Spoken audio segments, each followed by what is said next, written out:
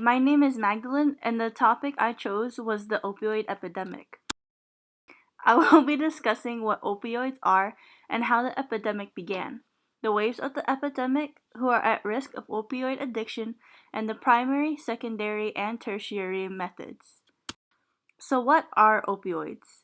Opioids are pain relievers that are typically made from the opium of poppy plants, but can also be manufactured synthetically.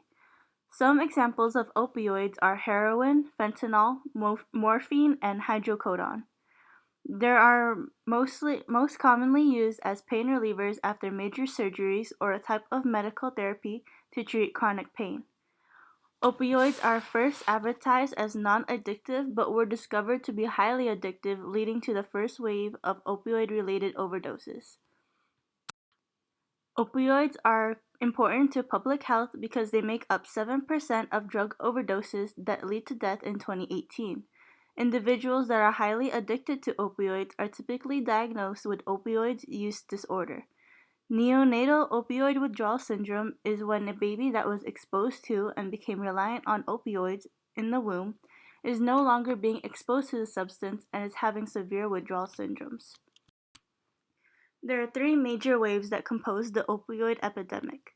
The first wave was in 1999 when the overprescribing of opioids leads to addiction and large numbers of drug overdose deaths. The next wave was in 2010 where there was a spike in heroin-related deaths. Finally, in 2013, illegally manufactured synthetic opioids, specifically fentanyl, caused another spike in opioid overdoses. Although there was a decrease in overdoses involving opioids between 2017 and 2018, the number of deaths was still 4 times higher than it was in 1999.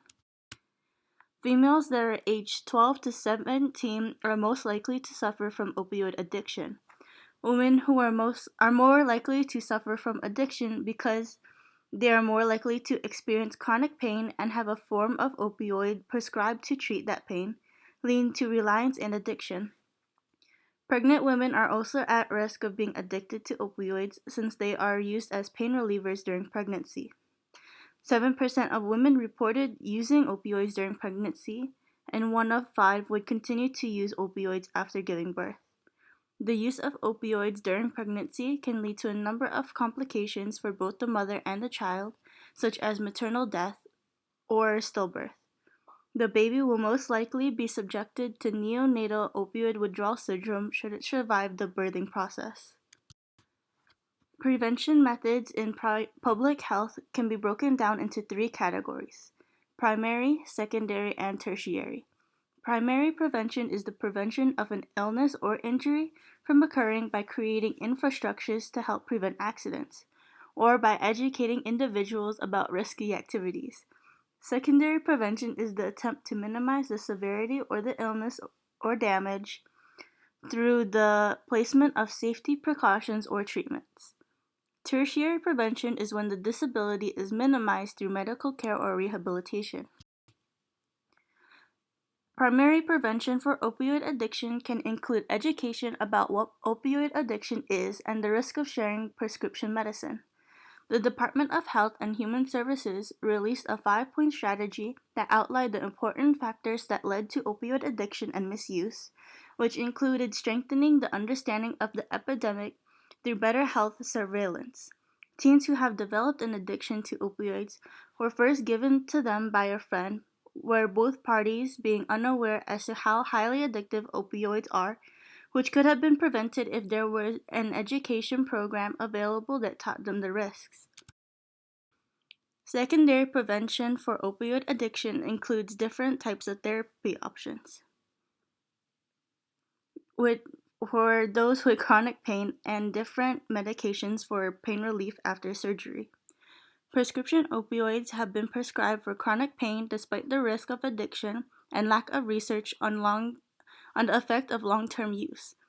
While this includes therapy, which is typically a tertiary prevention method, the use of different medicine and therapy would minimize the severity of the addiction because the patient would be receiving lower amounts of opioids and give other options for pain relief to prevent addiction to a specific opioid.